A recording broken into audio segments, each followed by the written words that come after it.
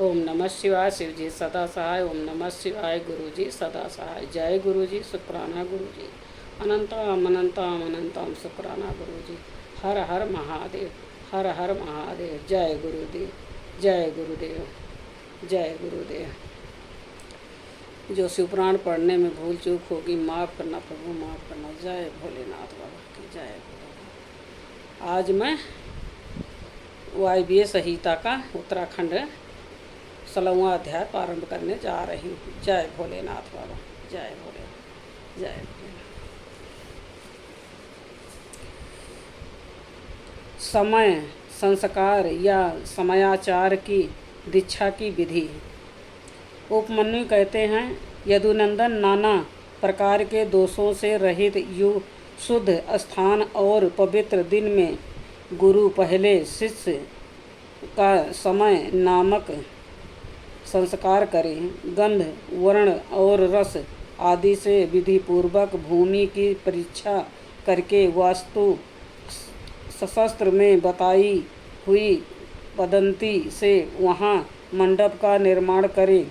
मंडप के बीच में वेदी बनाकर 8 दिशाओं में छोटे छोटे कुंड बनाएं। फिर ईशान कोण में या पश्चिम दिशा में प्रधान कुंड का निर्माण करें। एक ही प्रधान कुंड बनाकर चंदोवा ध्वज तथा अनेक प्रकार की बहुसंख्याक मालाओं से उसको सजाएं। तत्पश्चात वेदी के मध्य भाग में शुभ लक्षण से युक्त मंडल बनाएं। लाल रंग के स्वर्ण आदि के चूर्ण से वह मंडल बनाना चाहिए। मंडल ऐसा हो कि उसमें ईश्वर का आह्वान किया जा सके। निर्धन मनुष्य सिंदूर तथा अगहनी या तिन्नी के चावल के चूर्ण से मंडल बनाएं। उस मंडल में 1 या 2 हाथ का श्वेत या लाल कमल बनाएं। 1 हाथ के कमल की कणिका 8 अंगुल की होनी चाहिए। उसके केसर 4 अंगुल में हो और शेष भाग में अष्टदल आदि की कल्पना करें। 2 हाथ के कमल की कणिका आदि 1 हाथ वाले से दुगनी होनी चाहिए। उक्त वेदी या मंडप के ईशान कोण में पुनः एक वेदी पर 1 हाथ या आधे हाथ का मंडल बनाएं और उसे शोभाजनक सामग्रियों से सुशोभित करें। तत्पश्चात धान, चावल, सरसों तेल, फूल और कुशा से उस मंडप को आच्छादित करके उसके ऊपर शुभ लक्षण से युक्त शिव कलश की स्थापना करें। वह कलश सोना, चांदी, तांबा अथवा मिट्टी का होना चाहिए। उस पर गंध, पुष्प, अक्षत, कुश और दुर्वा कुर रखें जाए। उसके कंठ में सफ़ेद सूत लपेटा जाए और उसे 2 नूतन वस्त्रों से आच्छादित किया जाए। उसमें शुद्ध जल भर दिया जाए।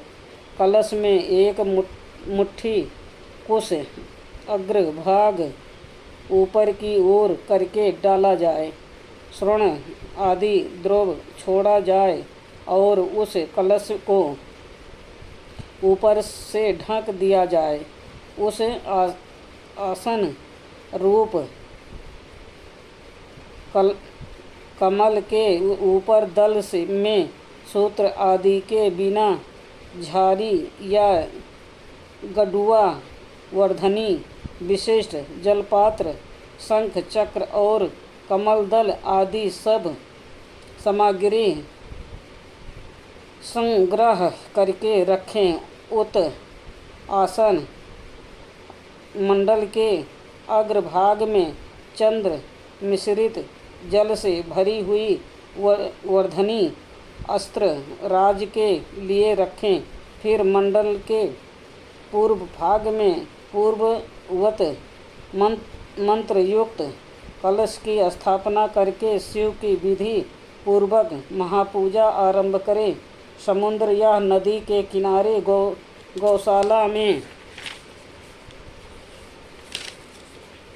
पर्वत के शिखर पर, देवालय में अथवा घर में या किसी भी मनोहर स्थान में मंडपादि रचना के बिना पूर्वोक्त सब कार्य करें। फिर पूर्ववत मंडल और अग्नि की वेदी बनाकर गुरु प्रसन्न मुख से पूजा भवन में प्रवेश करें। वहाँ सब प्रकार के मंगल कृत्य का संपादन करके नित्य कर्म के अनुष्ठान पूर्वक मंडल के मध्य भाग में महेश्वर की महापूजा करने के लिए अनंतर पुनः शिव कलश पर शिव का आवाहन पूजन करें।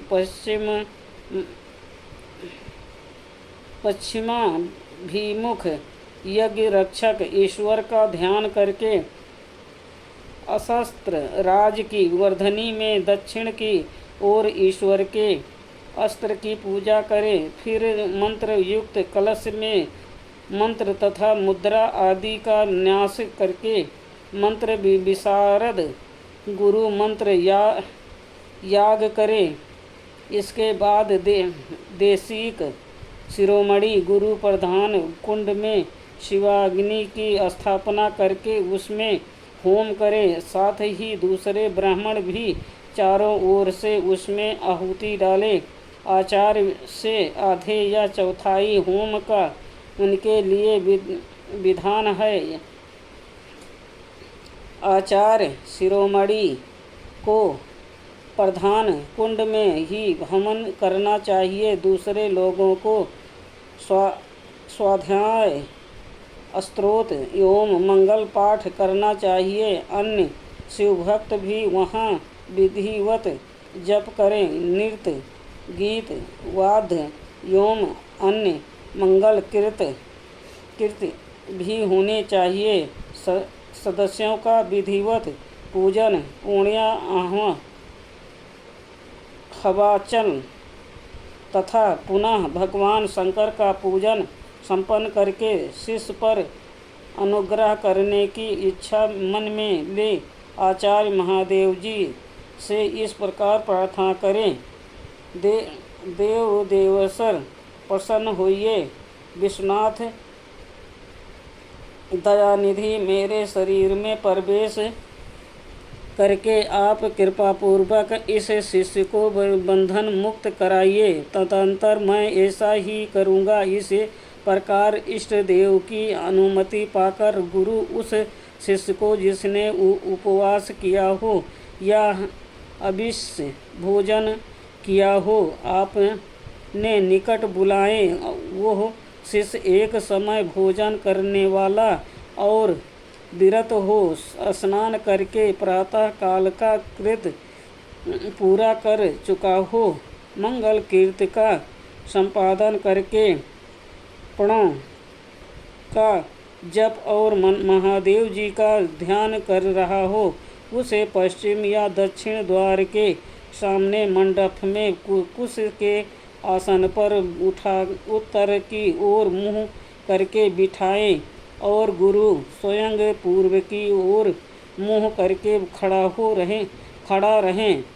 शिष्य ऊपर की ओर मुँह करके हाथ जोड़ ले। गुरु प्रोक्षिणी के जल से शिष्य का प्रोक्षण करके उसके मस्तक पर अस्त्र मुद्रा द्वारा फूल फेंक कर मारे। फिर अभिमंत्रित नूतन वस्त्र आधे दुपट्टे से उसकी आँख बांध दें। इसके बाद शिष्य को दरवाजे से मंडप के भीतर प्रवेश कराएं। शिष्य भी गुरु से प्रेरित हो शंकर जी की 3 बार प्रदक्षिणा करें। इसके बाद प्रभु को स्वर्ण मिश्रित पुष्पांजलि बढ़ाकर पूर्व या उत्तर की ओर मुँह करके पृथ्वी पर दंड की भांति गिरकर साष्टांग प्रणाम करें। तदंतर मूल मंत्र से गुरु शिष्य का प्रोक्षण करके पूर्ववत अस्त्र मंत्र के द्वारा उसके मस्तक पर फूल से ताड़न करने के पश्चात नेत्र बंधन खोल दें। शिष्य पुनः मंडल की ओर देखकर हाथ जोड़ प्रभु को प्रणाम करे। इसके बाद शिव स्वरूप आचार्य शिष्य को मंडप के दक्षिण और अपने बाएं भाग में कुश के आसन पर बिठाएं और महादेव जी की आराधना करके उसके मस्तक पर शिव की का वरद हाथ रखें। मैं शिव हूँ, इस अभिमान से युक्त गुरु शिव के तेज से संपन्न अपने हाथों को शिष्य के मस्तक पर रखे और शिव मंत्र का उच्चारण करे। उसी हाथ से वह शिष्य के संपूर्ण अंगों का स्पर्श करे। शिष्य भी आचार्य रूप में उपस्थित हुए ईश्वर को पृथ्वी पर गिरकर साष्टांग प्रणाम करें। तदंतर जब शिष्य शिवाग्नि में महादेव जी की विधिवत पूजा करके 3 आहुति दे ले, तब गुरु पुनः पूर्वतः शिष्य को अपने पास बिठा ले। कुशों के अग्र भाग से उसका स्पर्श करते हुए विद्या या मंत्र द्वारा अपने आप को उसके भीतर अभिष्ट करें। तत्पश्चात महादेव जी को प्रणाम करके नाड़ी संधान करें। फिर शिव शास्त्र में बताए हुए मार्ग से प्राण का निष्क्रमण करके शिष्य के शरीर में प्रवेश की भावना करें। साथ ही मंत्रों का तर्पण भी करें। मूल मंत्र के तर्पण के लिए उसी के उच्चारण पूर्वक 10 आहुतियाँ देनी चाहिए। फिर अंगों के तर्पण के लिए अंग मंत्रों द्वारा ही क्रमशः 3 आहुतियाँ दे। इसके बाद पूर्णाहुति देकर मंत्र बेनता गुरु प्रायश्चित के नियमित मूल मंत्र से पुनः 10 आहुतियाँ अग्नि में डालें। फिर देवेश्वर शिव का पूजन करके सम्यक आचमन और हवन करने के पश्चात यथोचित रीति से जातित वैश्य का उद्धार करें। भावना द्वारा उसके वैश्य तत्व को निकालकर उसमें क्षत्रिय यत्व की उपत्ति करें। फिर इसी तरह क्षत्रिय यत्व का भी उद्धार करके गुरु उसके ब्राह्मण तत्व की उद्धावना करें। इसी प्रणाली से जतित क्षत्रिय का भी उद्धार करके ब्राह्मण बनाएं। फिर उन दोनों शिष्यों में रुद्रत्व की उत्पत्ति करें जो जाति से ही ब्राह्मण है। उस शिष्य में केवल रुद्रत्व की ही स्थापना करें। फिर शिष्य का प्रोक्षण और तारण करके उसके आग की चिंगारियों के समान प्रकाशमान शिव स्वरूप आत्मा को अपने आत्मा में स्थित होने की भावना करें। तदंतर पूर्वोक्त नाड़ी से गुरु मंत्रों उच्चारण पूर्वक वायु का रेचन निःसारण करें। वायु का निःसारण करके उस नाड़ी के द्वारा ही शिष्य के हृदय में वो स्वयं प्रवेश करके उसके चैतन्य का नील बिंदु के समान चिंतन करें। साथ ही ये भावना करे कि मेरे तेज से इसका सारा मल नष्ट हो गया है और वह पूर्णतः प्रकाशित हो रहा है। इसके बाद उस जीव चैतन्य को देकर नाड़ी से संहार मुद्रा एवं पूरक प्राणायाम द्वारा अपने आत्मा से एकीभूत करने के लिए उसमें निविष्ट करें। फिर रेचका की ही भांति कुंभक द्वारा उसी नाड़ी से उस जीव चैतन्य को वहाँ से लेकर शिष्य के हृदय में स्थापित कर दें। तत्पश्चात शिष्य का स्पर्श करके शिव से उपलब्ध हुए यज्ञोपवीत को उसे देकर गुरु 3 बार आहुति दे, पूर्णाहुति होम करे। इसके बाद आराध्य देव के दक्षिण भाग में शिष्य को कुश तथा फूले से आच्छादित करके श्रेष्ठ आसन पर बिठाकर उसका मुंह उत्तर की ओर करके उसे स्वस्तिकासन में स्थित करे। शिष्य गुरु की ओर हाथ जोड़े रहे। गुरु स्वयं पूर्वाभिमुख हो एक श्रेष्ठ आसन पर खड़ा रहे और पहले से ही स्थापन आसन पर खड़ा पूर्वक सिद्ध किए हुए पूर्ण घट को लेकर शिव का ध्यान करते हुए मंत्र पाठ तथा मंगलिक वाद्यों की ध्वनि के साथ शिष्य का अभिषेक करे। तदंतर शिष्य उस अभिषेक के जल को पोंछकर श्वेत वस्त्र धारण करें। आचमन करके अलंकृत हो हाथ जोड़ मंडप में जाएं। तब गुरु पहले की भांति उसे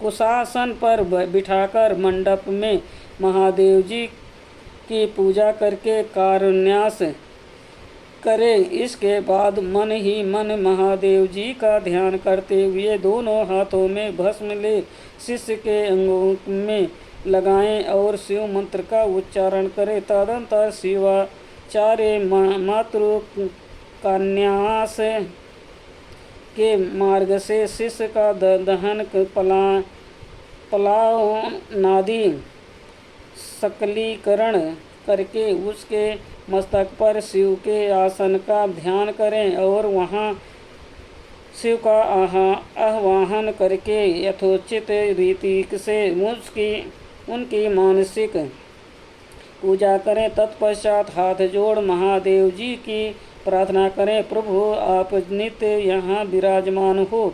इस तरह प्रार्थना करके मन ही मन यह भावना करें कि शिष्य भगवान शंकर के तेज से प्रकाशित हो रहा है। इसके बाद पुनः शिव की पूजा करके शिवारूपिणी शैवी आज्ञा प्राप्त करके गुरु शिष्य के कान में धीरे धीरे शिव मंत्र का उच्चारण करे। शिष्य हाथ जोड़े हुए उस मंत्र को सुनकर उसी में तन मन लगा शिवाचार्य की आज्ञा के अनुसार धीरे धीरे उसकी आवृत्ति करें। फिर मंत्र ज्ञान कुशल आचार्य शाक्त मंत्र का उपदेश दें। उसका सुखपूर्वक उच्चारण करवाकर शिष्य के प्रति मंगला संसा करें।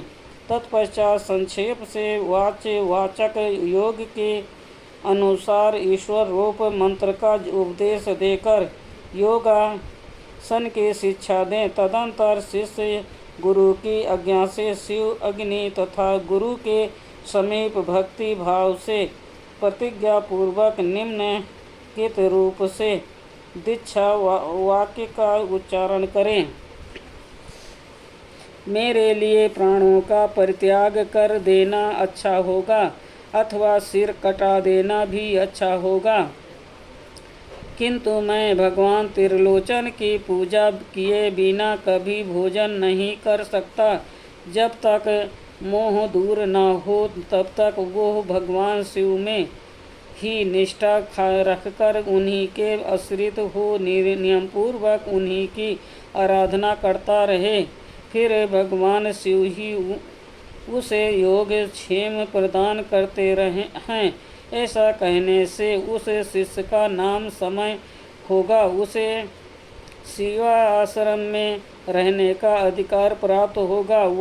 वहाँ रहने वाले शिष्य को गुरु की आज्ञा का पालन करते हुए सदा उनके वश में रहना चाहिए। इसके बाद गुरु कर न्यास करके अपना हाथ जो से भस्म लेकर मूल मंत्र का उच्चारण करते हुए उस भस्म तथा रुद्राक्ष को अभिमंत्रित करके शिष्य के हाथ में दे दें। साथ ही महादेव जी की प्रतिमा अथवा उसका मूढ़ शरीर लिंग और यथासंभव पूजा एवं जप एवं ध्यान के साधन भी दे। फिर वो शिष्य भी शिवाचार्य से प्रताप प्राप्त हुई उन वस्तुओं को उन्हीं की आज्ञा से बड़े आदर के साथ ग्रहण करें। उनकी आज्ञा का उल्लंघन न करें। आचार्य से प्राप्त हुई सारी वस्तुओं को भक्ति भाव से सिर पर रखकर ले जाएं और उनकी रक्षा करें। अपने रुचि के अनुसार मठ में या घर में शंकर जी की पूजा करता रहे। इसके बाद गुरु भक्ति श्रद्धा और बुद्धि के अनुसार शिष्य को शिवाचार की शिक्षा दें। शिवाचार्य ने समयाचार के विषय में जो कुछ कहा हो, जो आज्ञा दी हो तथा और भी जो कुछ बातें बताई हो, उन्हें सबको शिष्य शिरोधार्य करे। गुरु के आदेश से ही वो शिवागम का ग्रहण पठन और श्रवण करे। ना तो अपनी इच्छा से करे और न दूसरे की प्रेरणा से ही। इस प्रकार मैंने संक्षेप से व्याख्याय संस्कार समयाचार की दीक्षा का वर्णन किया है। यह मनुष्यों को साक्षात शिवधाम की प्राप्ति कराने के लिए सबसे उत्तम साधन है। आज का वायवीय संहिता का 16वां अध्याय समाप्त हुआ। ओम नमः शिवाय। शिव जी सदा सहाय। ओम नमः शिवाय। गुरु जी सदा सहाय। जय गुरु जी। शुक्राना गुरु जी। अनंतम अनंतम शुक्राना गुरु जी। हर हर महादेव। हर हर महादेव। जय भोलेनाथ बाबा की। जय भोलेनाथ बाबा की। जय गुरुपा की। जय गुरुपा की। जो शिव पुराण पढ़ने में भूल चूक होगी माफ़ करना प्रभु, माफ़ करना। जय भोलेनाथ बाबा। जय।